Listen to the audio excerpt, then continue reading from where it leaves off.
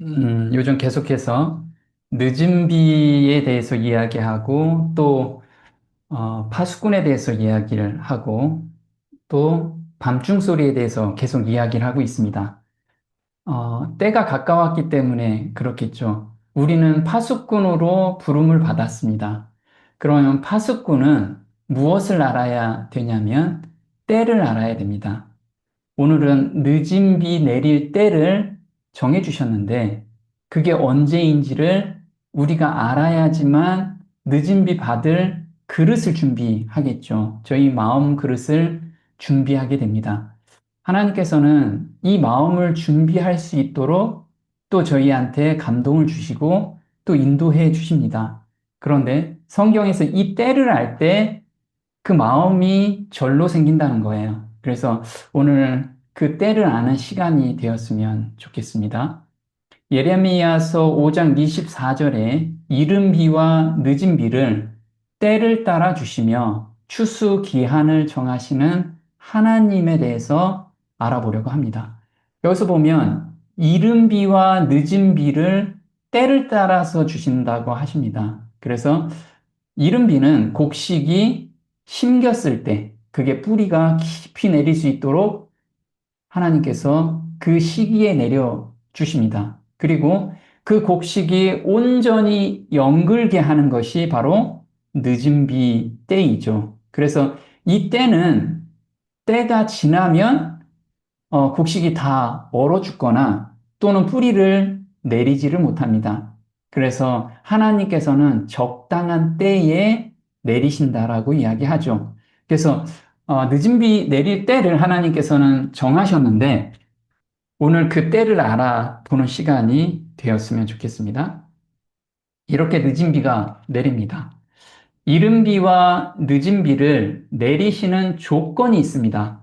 그것은 마음을 다하여 회개하는 운동이 벌어질 때 늦은 비가 비로소 내려요. 그럼 우리한테도 굉장히 해야 될 일이 좀 있죠. 이 일이 없으면 늦은 비가 내려도 다 쭉쟁이가 되는 거예요. 그래서 알맹이가 연그러야지만 되는데 그 연그는 조건이 바로 깊은 회개 운동이라는 거죠. 오늘 할 내용은요, 요엘서 2장에 대해서 저희가 한번 알아보려고 합니다. 자, 요엘서 2장 12절에 여호와의 말씀에 너희는 이제라도 금식하며 그러면 그동안에는 금식 안 하고 그동안에는 제멋대로 살았다 이거죠. 그런데 이 말씀을 깨달으면 이제라도 금식하며 울며 애통하고 마음을 다하여 내게로 돌아오라 하셨나니. 자, 지금 돌아온다라는 것은 회개한다는 거죠.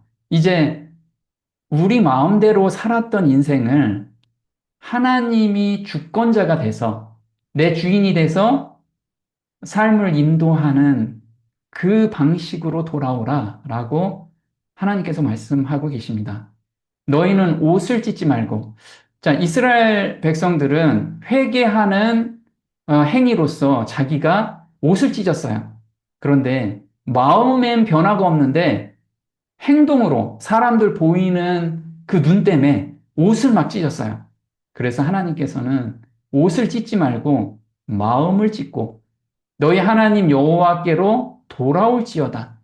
그는 은혜로우시며 자비로우시며 노하기를 더디하시며 인애가 크시사 뜻을 돌이켜 재앙을 내리지 아니하시나니.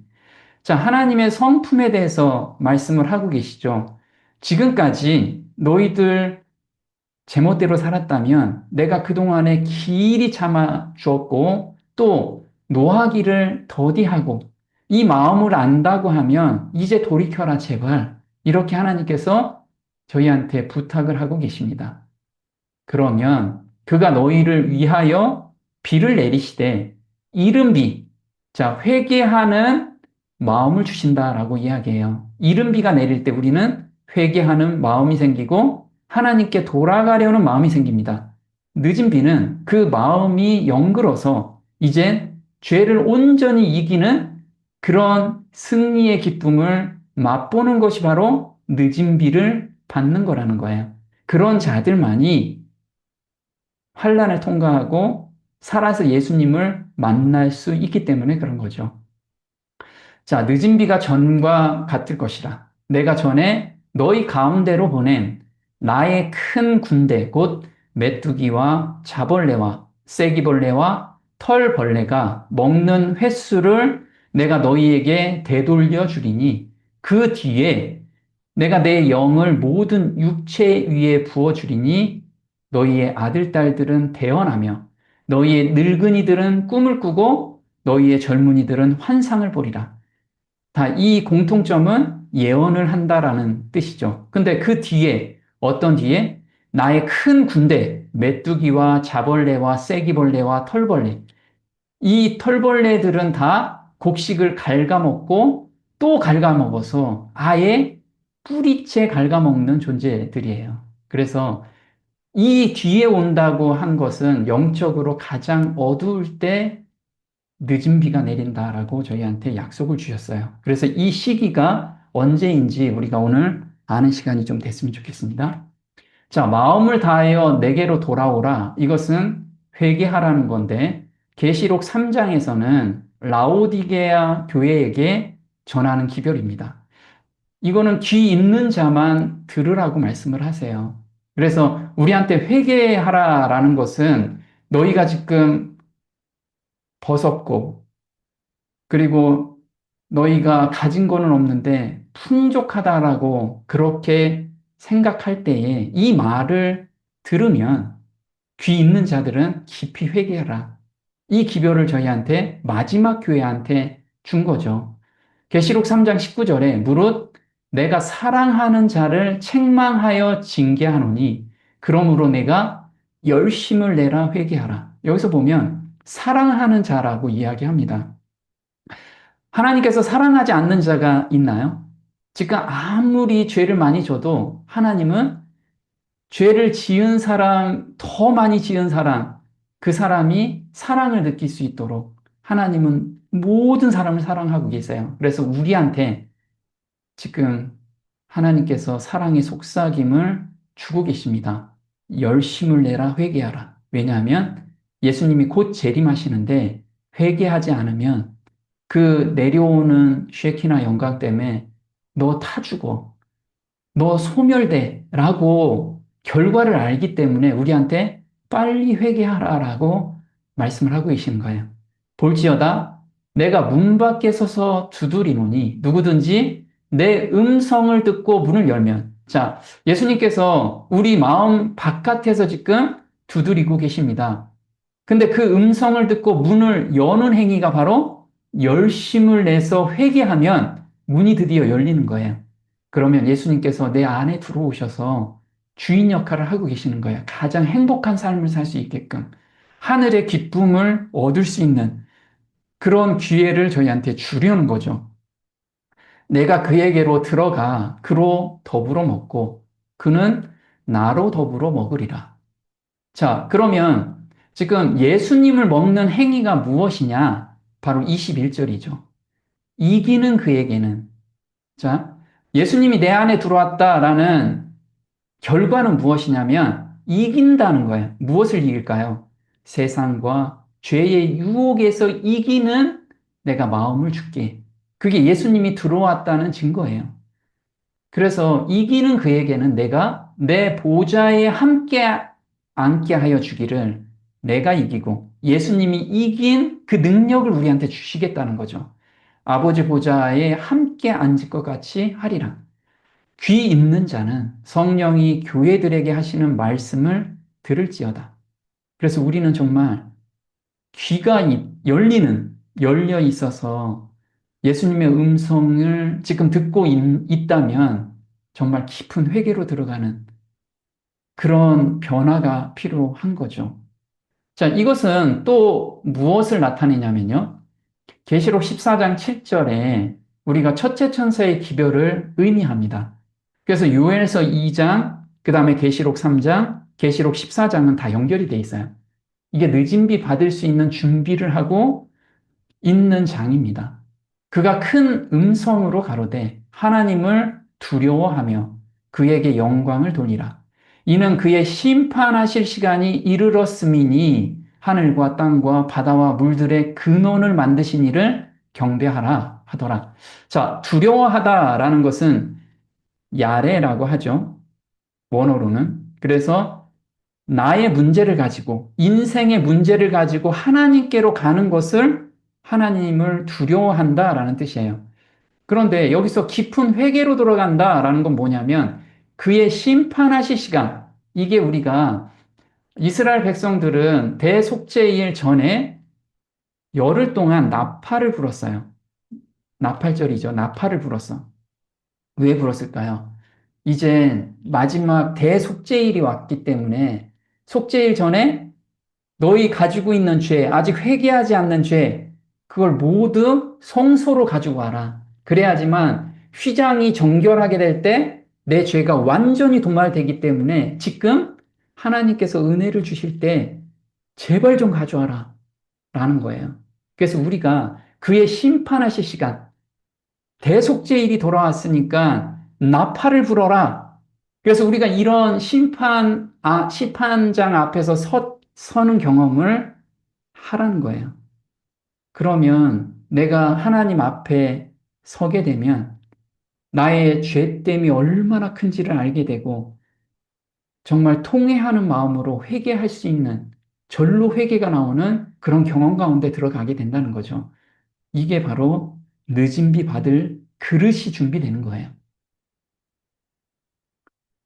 자, 메뚜기 떼가 남아있는 모든 것을 갉아먹는 것. 이것이 영적으로 피폐해지는 그 이후에 늦은 비가 내려요. 그러면 지금 마지막 교회라고 하는 곳에서 가장 어두울 때, 영적으로나 또 교리적으로 가장 타락했을 때 늦은 비가 내리는 거예요. 여기서 아주 일부가 남아서 이 늦은 비 성령을 받는 거죠. 한번 볼게요. 갉아먹는 메뚜기가 남긴 것은 때를 지어 몰려든 메뚜기가 먹어치웠고 때를 지어 몰려든 메뚜기가 남은 것은 기어다니는 메뚜기가 먹어치웠고 기어다니는 메뚜기가 남긴 것은 껍질을 벗기는 메뚜기가 먹어치웠다. 자, 옆에 거는 우리 한글 성경이죠. 한글 성경에는 메뚜기, 자벌레, 쐐기벌레, 털벌레 이렇게 벌레가 다른 것처럼 나타나요. 그런데 뉴 킹 제임스 버전에서는 원어를 분석해 보니까 이렇게 나누지 않았다는 거예요. 다 메뚜기라는 거예요. 메뚜기. 그리고 뉴 어메리칸 스탠다드 바이블에서도 똑같이 메뚜기라고 번역을 합니다. 또 NIV라고 가장 많이 활용되는 성경이죠. 여기서도 원어를 분석해 보니까 메뚜기 떼구나, 이게. 그래서 다 번역을 메뚜기 떼로서 지금 번역하고 있어요. 볼게요. 메뚜기들이 갉아먹은 해들, 큰 메뚜기와 어린 메뚜기, 그 밖의 메뚜기들과 메뚜기 떼, 내가 너희 가운데 보낸 나의 큰 군대에 대해 내가 너희에게 갚아주리라. 자, 메뚜기는 어떤 동물인가요? 어떤 행위를 하냐면, 곡식들이 연글기 전에 다 갉아먹어요. 연글어도 다 갉아먹고, 그 뿌리채 갉아먹는 것이 메뚜기의 습성입니다. 그래서 메뚜기가 한번 흙구 지나가면 그 농장이 완전히 초토화되는 거예요. 그러면 마지막 때는 교회가 완전히 초토화되는 그런 후에 늦은 비가 내려요. 영적으로 가장 어두울 때죠. 자, 늦은 비는 마지막 교회의 영적 상태가 가장 어두울 때, 이 영적 상태라는 것은 교리로 완전히 세상과 하나가 되는, 그리고 그 교리를 따라가니까 그 마지막 교회의 교인들이 완전히 하나님과 멀어지는 것, 그리고 본인들은 스스로 믿음이 있노라고 하지만 다 바알을 섬기고 있다라는 것을 인식을 해야 돼요. 이때 이후에 우리가 늦은 비를 받게 돼요.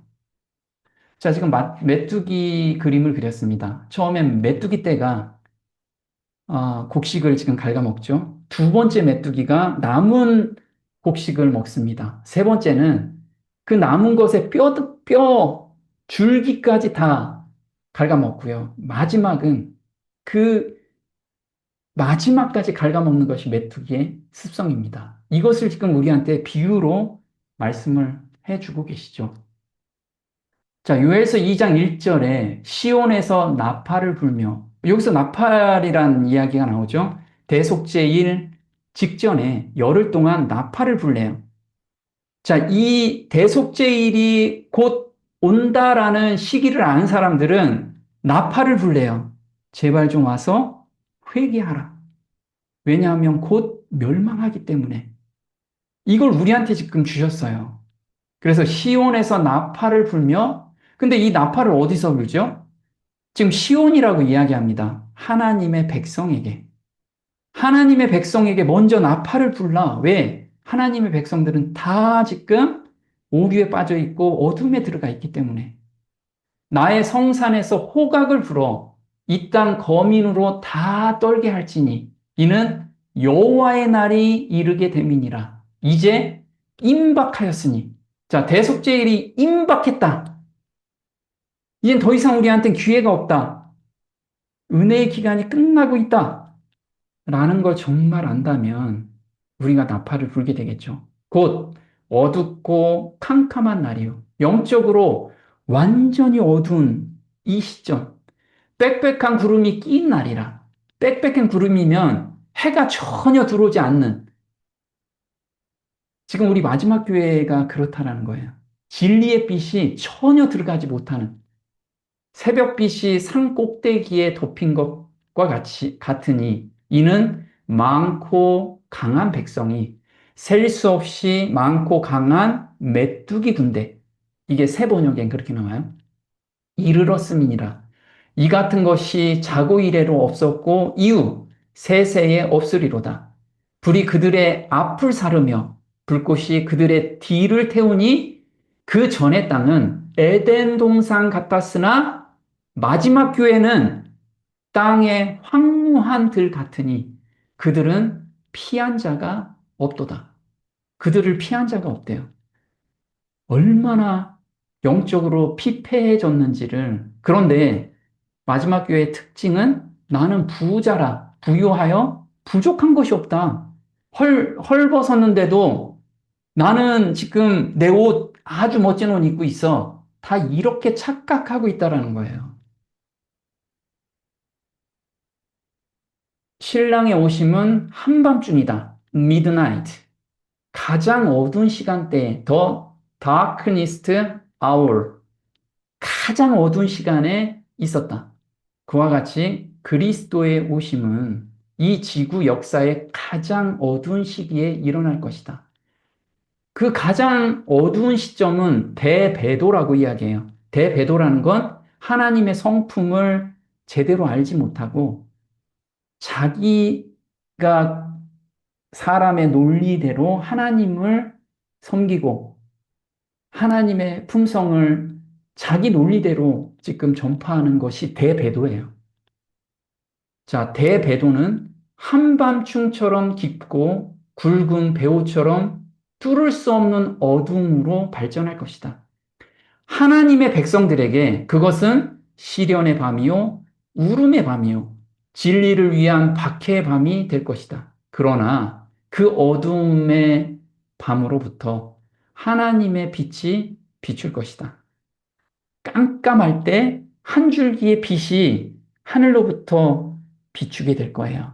아주 적은 무리에게. 우리는 그 무리가 되려고 정말 깊은 회개로 들어가야 돼요. 그러므로 여기서 영적 어둠의 밤. 자, 이 가장 어두운 시간이 바로 영적 어둠의 밤에 하나님의 말씀이 빛이 있으라고 나아간다. 우리가 창세기 1장에서 가장 어두울 때 빛이 있으라 하셔서 빛이 있게 되었죠. 그분께서는 당신의 백성에게 일어나라, 빛을 발하라. 이는 내 빛이 이르렀고 여호와의 영광이 내 위에 임하였음이니라. 말씀하신다. 여호와의 영광이 뭐죠? 늦은 비 성령이 내 위에 임하였습니다. 가장 어두울 때 임하게 되는 거예요. 자, 4세대가 지난 후에 늦은 비 성령이 내린다는 약속을 주셨어요. 자, 여기 보면 메뚜기, 자벌레, 쐐기벌레, 털벌레라고 이야기하죠. 이것이 지난 후에 라고 이야기를 합니다. 자, 요엘서 1장 3절. 아까는 요엘서 2장이었는데 1장에 4대라는 이야기가 나와요. 1장 3절에 너희가 첫째죠. 그것을 너희 자녀들에게 말하고 너희 자녀들은 그들의 자녀들에게 말하며 그들의 자녀들은 다른 세대에게 말할지니라. 그리고 4절에 보면 털벌레, 메뚜기, 자벌레, 그 다음에 쐐기벌레 이게 나오죠. 이게 각 세대별로 점점 더 뭐가 어두워지냐면 영적으로 어두워지는 것을 의미해요. 그래서 가장 어두워질 때가 바로 4대가 지난 후에 늦은 비가 내린다고 말씀을 하고 계세요. 영어로 보면 아주 명확하죠. 자, 여기서 보면 너희가 1세대, 너희 자녀가 2세대죠. 그들의 자녀들 3세대입니다. 다른 세대, 4세대가 지난 후에 가장 어둡게 되는 거예요. 4세대를 거치면서 이때 늦은 비가 내립니다. 한 세대는 40년으로 계산을 하게 되죠. 민수기 32장 13절에 여호와께서 이스라엘에게 진노하사 그들에게 40년 동안 광야에 방황하게 하셨으므로 여호와의 목전에 악을 행한 그 세대가 마침내는 다 끊어졌느니라. 40년 동안의 한 세대, 그 세대를 의미합니다. 내가 40년 동안 그 세대로 말미암아 은혜의 기간을 준 것이 40년이라는 거예요. 우리한테도 은혜의 기간은 40년을 주신 거예요. 믿음의 은혜의 기간이라는 거예요. 자, 그 세대로 말미암아 근심하여 이르기를 그들은 마음이 미혹된 백성이라 내 길을 알지 못한다 하였도다. 40년 동안 불신과 원망과 반역이 고대 이스라엘로 하여금 가나안 땅에 들어가지 못하게 막았다. 자, 그래서 우리 믿음의 선진들이 40년의 은혜의 기간 동안에 정말 하나님께 온전히 매달리며 깊은 회개에 들어갔다면 예수님이 벌써 재림하셨을 거예요. 근데 그 40년의 기간에 세대가 바뀌고 또 세대가 바뀌고 점점 교리는 세상과 타협하고 점점 어두운 환경으로 지금까지 들어온 거예요. 동일한 죄들이 현대 이스라엘이 하늘 가나안에 들어가는 것을 지체시켰다. 두 경우 모두 그래서 지금 이스라엘 백성과 마지막 영적 이스라엘이 겪는 것은 똑같다라는 거예요. 두 경우 모두 하나님의 약속에 결함이 있었던 것이 아니다. 주님의 백성이라고 공언하는 자들, 이게 마지막 백성, 진리를 가졌다라고 하는 백성들이죠. 주님의 백성이라고 공언하는 자들 가운데 있는 불신, 세속성, 헌신의 부족, 그리고 다툼이 우리를 이 죄와 슬픔의 세상에 이토록 오랜 세월 동안 머물게 한 것이다. 자, 개인이든 교회든 타락의 영향은 3, 4대까지 미치게 돼요. 자, 우리가 1844년이 1세대의 출발입니다. 출발 세대죠. 그래서 한 세대가 40년으로 보면 이렇게 연수가 정해집니다. 좀 이따 볼게요. 창세기 15장 16절에 내 자손은 4대 만에 이 땅으로 돌아오리니 이는 아모리 족속의 죄악이 아직 관영치 아니함이니라. 자, 죄악이 아직 관영치 않다라는 건 뭐죠? 가득하지 않다.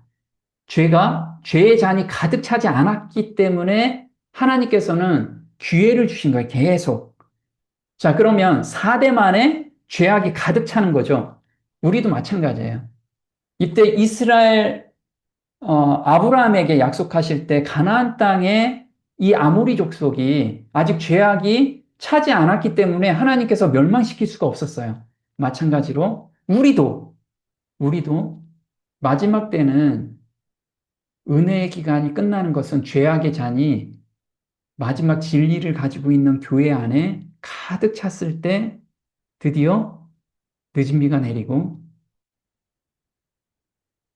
그렇지, 늦은 비를 받지 못하는 사람들은 다 멸망으로 가는 거예요. 은혜의 기간이 끝나는 거라고요. 너는 그것들에게 절하지 말며 그것들을 섬기지 말라. 나 주 너의 하나님은 질투하는 하나님이니 나를 미워하는 자들의 아비의 죄악을 3, 4대까지 자식들에게 벌하느니라. 자, 하나님께서는 아버지가 살인죄라고 아들이 그 살인죄를 떠안는 거 아니죠. 이것은 무엇을 의미하냐면, 아비가 술 주정뱅이면 아들도 그 영향을 받는다라는 거예요. 그래서 아들도 술 주정뱅이가 될 확률이 굉장히 높다라는 거예요. 이게 3, 4대까지 그 습성을 배운다라는 거죠. 교회는, 그럼 개인과 교회는 똑같다라는 거예요. 교회는 그 지도자이신 그리스도를 따르는 데서 돌아섰으며 계속해서 이집트를 향하여 후퇴하고 있다. 그래서 앞으로 전진해야 되는데 이집트의 그 습관을 따라가기 위해서 세대가 흐르면 흐를수록 이집트의 습관으로 간다라는 거예요. 우리는 세대가 흐르면 흐를수록 바벨론화 되어 간다라는 거예요. 교회가.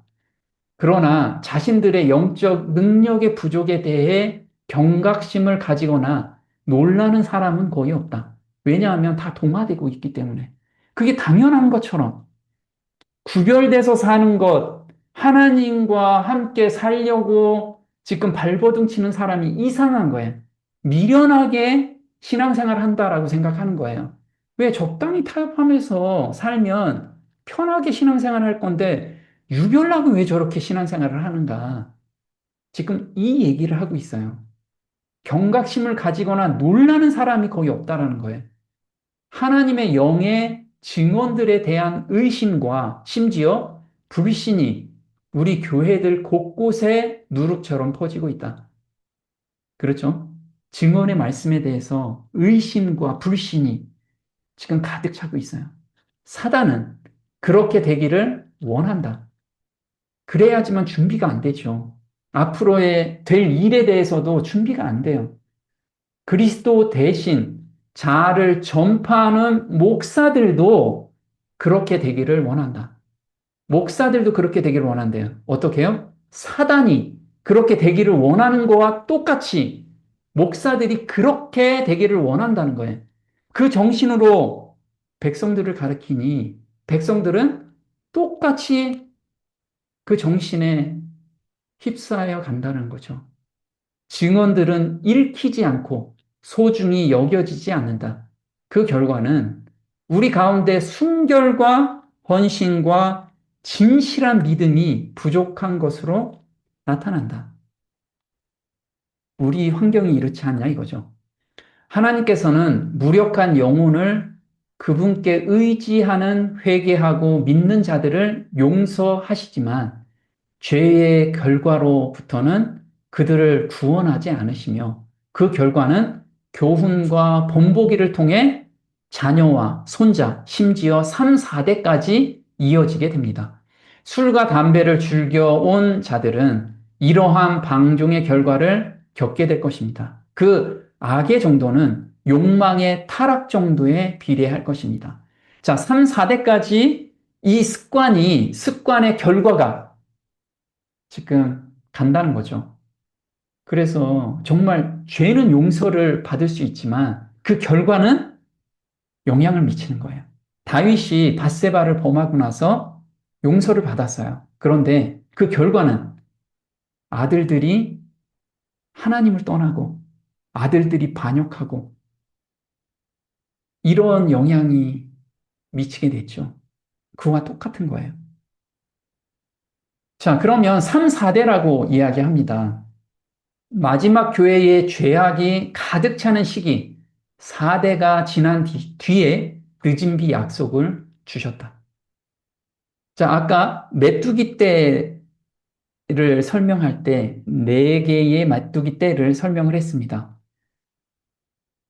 자, 요엘서 2장 23절 조금 전에 읽은 거죠. 메뚜기와 자벌레와 쐐기벌레와 털벌레 이것이 교회 안에 있는 믿음이 있노라고 하는 사람들을 모두 갉아먹는 그리고 영적으로 가장 어두울 때 교리적으로 가장 세상과 타협할 때 그 뒤에 내 영을 모든 육체 위에 부어주신대요.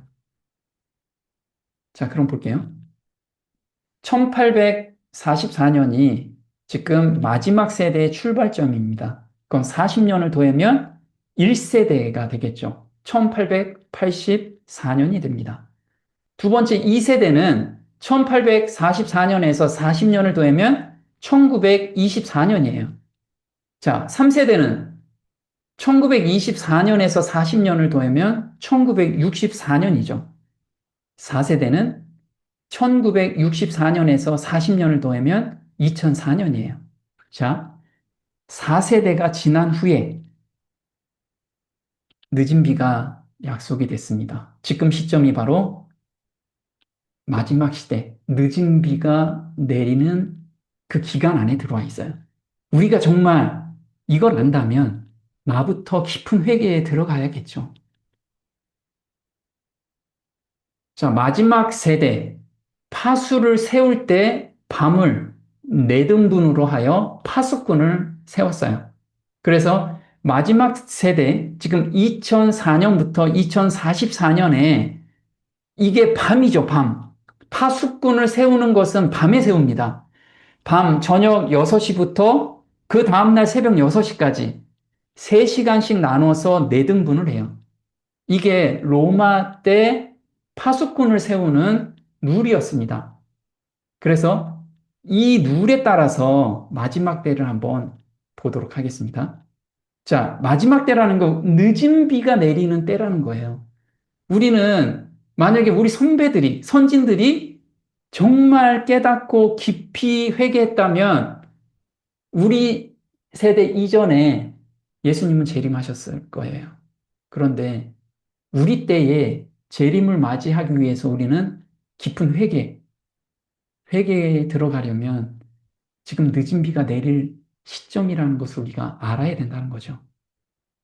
마태복음 24장 32절에 무화과 나무의 비유를 배우라. 그 가지가 연하여지고 잎사귀를 내면 여름이 가까운 줄을 아나니. 자, 우리가 마지막 시대의 사건들을 통해서 예수님의 재림의 가까움을 알게 되죠. 바로 무화과 나무의 비유를 배우라는 거예요. 그 사건들을 봤을 때 임박함을 알게 된다면 준비하라는 거죠. 이와 같이 너희도 이 모든 일을 보거든 예수님의 재림의 징조들을 보거든 인자가 가까이 곧 문 앞에 이른 줄 알라. 내가 진실로 너희에게 말하노니 이 세대가 지나가기 전에 이 일이 다 이루리라. 마지막 세대, 이 세대에 늦은 비가 내리고 그 다음에 예수님의 재림 때까지 이 세대가 지나가기 전에 일어난다라고 말씀을 하시죠. 요한복음 11장 9절에 예수께서 대답하시되 낮이 12시가 아니냐? 그러면 밤도 12시죠. 그래야 24시간이 되죠. 사람이 낮에 다니면 이 세상의 빛을 봄으로 실족하지 아니하고 밤에 다니면 빛이 그 사람 안에 없는 거로 실족하느니라. 자, 여기에는 저녁이 하루의 끝이자 다음 날의 시작임을 보여주는 분명한 증거가 있으며 그 시각은 오후 6시였습니다. 또한 시작부터 끝까지의 시간이 정확히 12시간이었음도 분명합니다. 자, 밤에 제1, 제2, 제3, 제4 파수가 있습니다.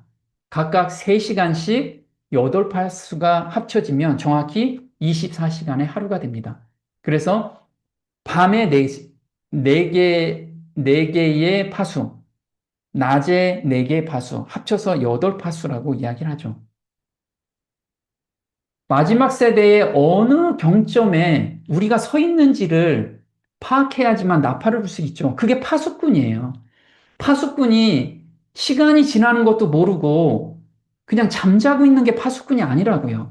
우리는 파수꾼으로 부름을 받았으면 때가 임박함을 우리가 항상 주지하면서 성경을 통해서 연구를 통해서 지금 어느 때인지 우리가 분간하고 있는 자가 파수꾼들이에요. 우리는 파수꾼으로 부름을 받았다고 이야기하지만 때에 대해서 이야기를 하고 있지 않죠. 마가복음 13장 35절에 그러므로 너희는 깨어 있으라. 집 주인이 어느 때에 올지 저물 때일지 한밤중일지 닭 울 때일지 아침녘일지 너희가 알지 못하느니라. 그가 갑자기 와서 너희가 자는 것을 보지 않도록 하라.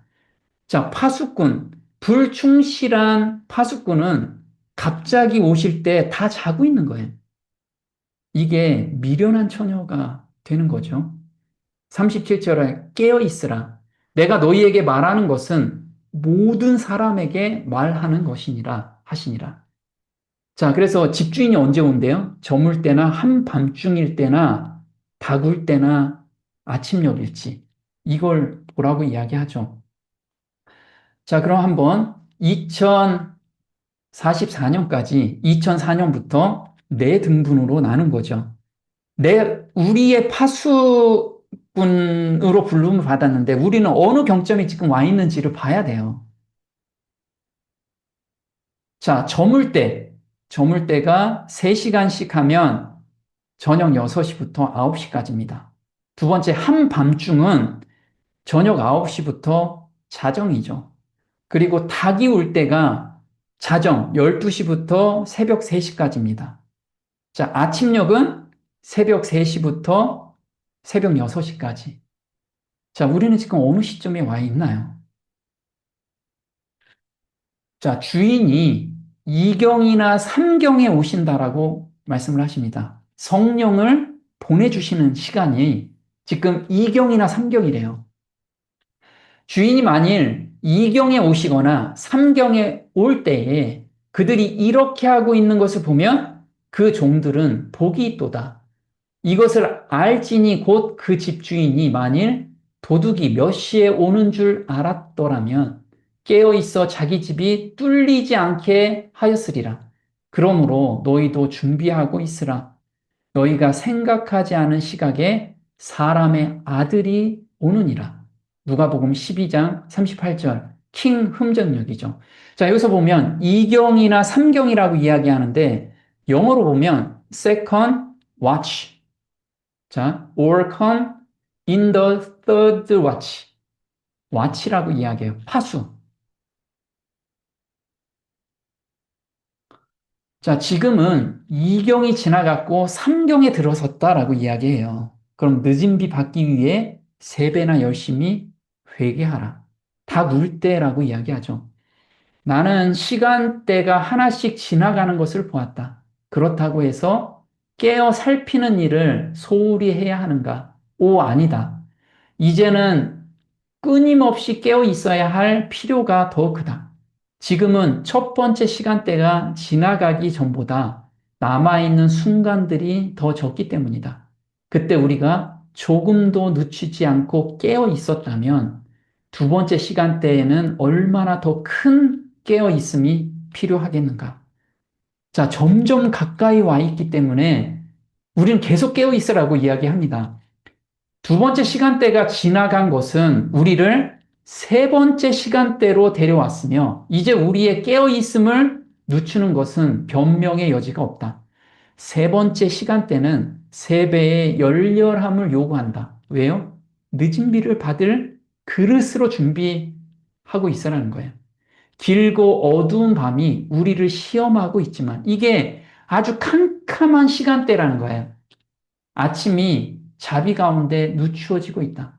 이는 주인께서 오신다면 너무나 많은 사람이 준비되지 않은 상태로 발견될 것이기 때문이다. 그러나 신실한 자들에게는 아침이, 신실하지 않은 자들에겐 밤이 이르러 오는 때가 바로 우리 앞에 있다.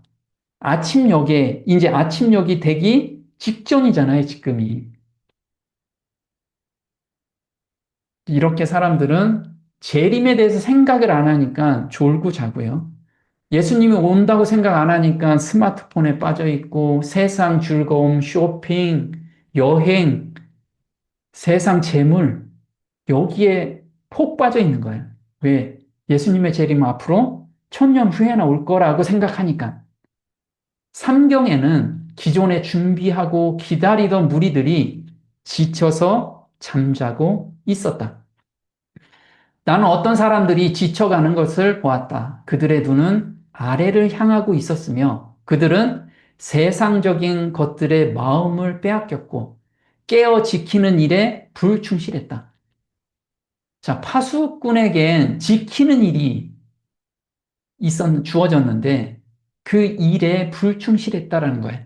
그들은 이렇게 말하고 있었다. 첫째 시간대에는 우리가 우리 주인을 기다렸지만 실망했다. 그래서 첫 번째 시간에는 실망했죠.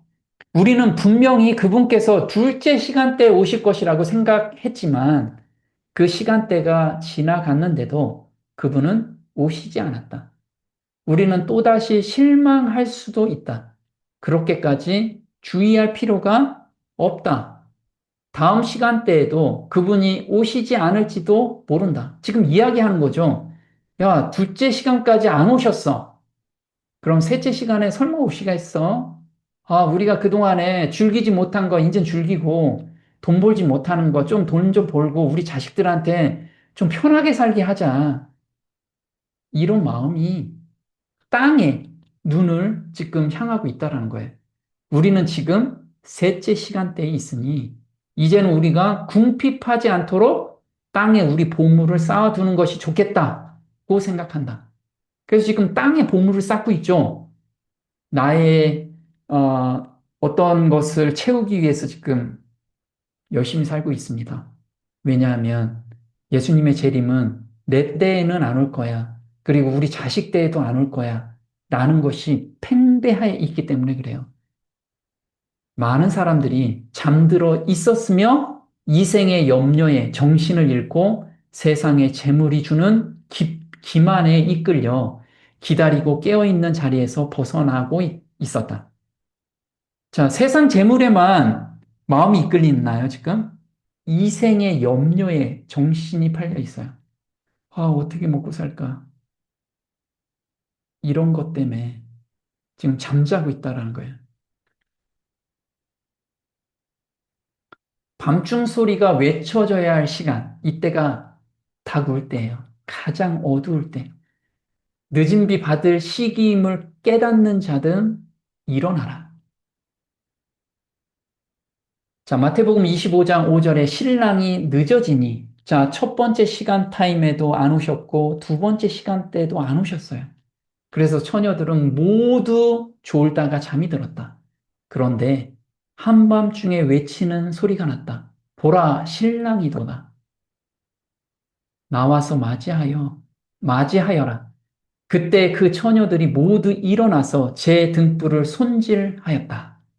준비가 안 된 미련한 처녀는 기름을 가지고 있지 않죠.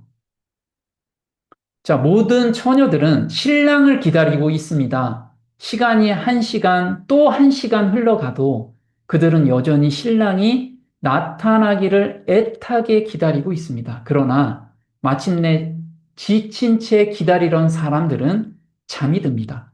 그리고 한밤중 가장 어두운 시간, at midnight, the very darkest hour.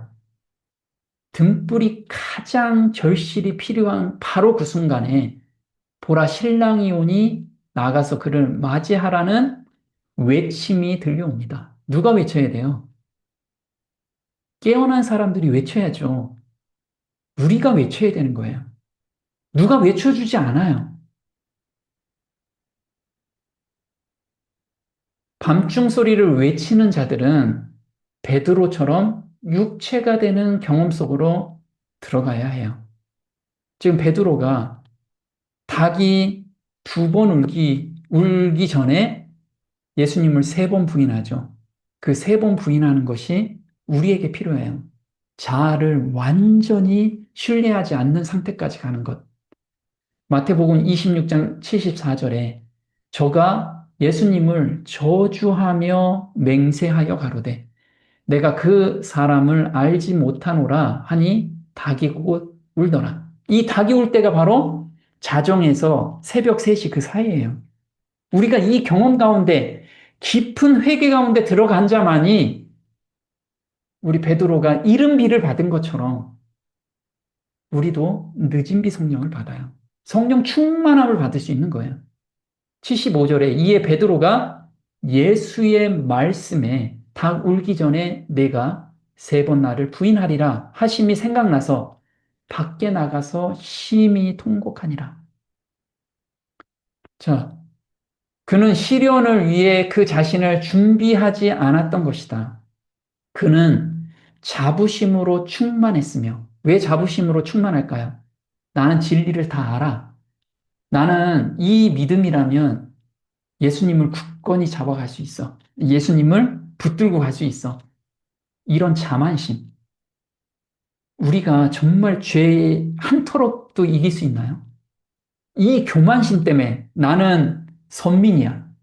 나는 우리는 모든 진리를 받았어. 이 자만심으로 충만한 것이 마지막 교회예요.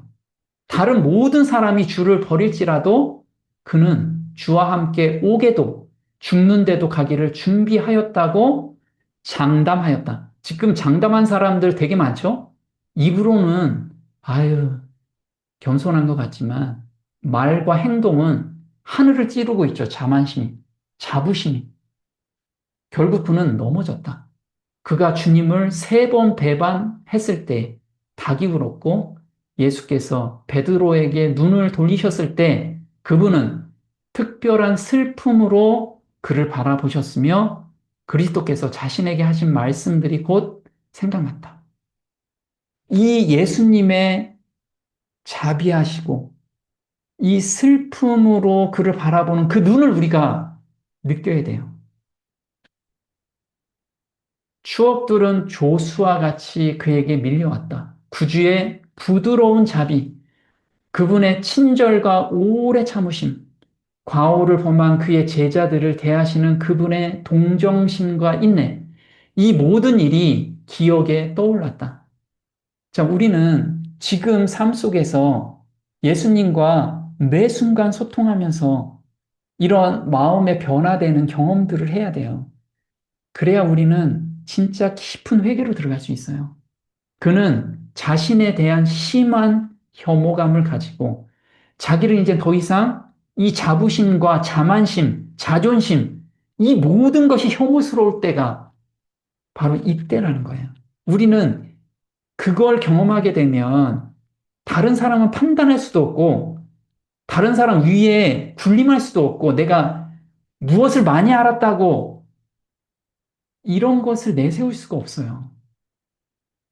그걸 지금 내세우고 있다면 나는 자부심, 자만심으로 충만해 있다라는 것을 알아야 돼요. 자신에 대한 심한 혐오감을 가지고 자기가 예수님의 은혜를 저버린 것과 자신의 거짓과 거짓된 맹세에 대하여 반성하였다. 베드로는 홀로 외로이 어두운 곳을 헤치고 나아갔다. 마침내 그는 자신이 겟세마네 동산에 와 있는 것을 발견했다. 불과 몇 시간 전에 일어났던 광경이 그의 마음에 생생하게 떠올랐다. 피땀에 젖어 고민으로 떨고 계시던 고통스러운 주님의 얼굴이 그의 앞에 떠올랐다. 우리가 죄를 지었을 때, 또 세상에 좋아서 넘어갈 때, 예수님이 얼마나 지금 고통을 당하고 계시는지 우리가 그걸 한번 생각해 보자는 거예요. 베드로는 이때 그게 떠올랐어요. 그러면서 자신에 대한 심한 혐오감이 올라왔다고요. 그는 몹시 양심의 가책을 받아 그 시련의 시간에 그분과 연합했어야 할 자신이 자고 있었던 일과 예수께서 홀로 기도하면서 눈물을 흘리시고 고민하시던 그 일을 기억하였다. 베드로는 깊은 회개와 양심의 가책을 느끼고 용서를 탄원했으며 그는 회개한 사람으로 일어섰다.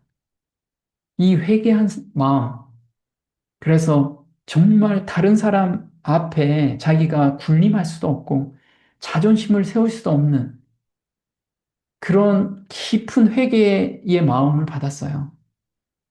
그래서 베드로는 평생 남을 섬기면서 살았어요. 내가 섬겨야지. 이런 마음을 갖지 않았어요.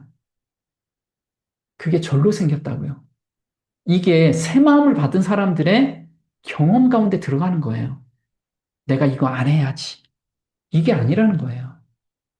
우리는 정말 깊은 회개가 무엇인지 우리가 깊이 한번 매달려 보고 그걸 달라고 간절히 요구하는 그래서 정말 우리 때에 늦은 비가 내리는 그런 놀라운 경험에 또 놀라운 역사에 우리가 경험하는 그런 저와 여러분이 됐으면 좋겠습니다. 오늘 여기까지 하겠습니다.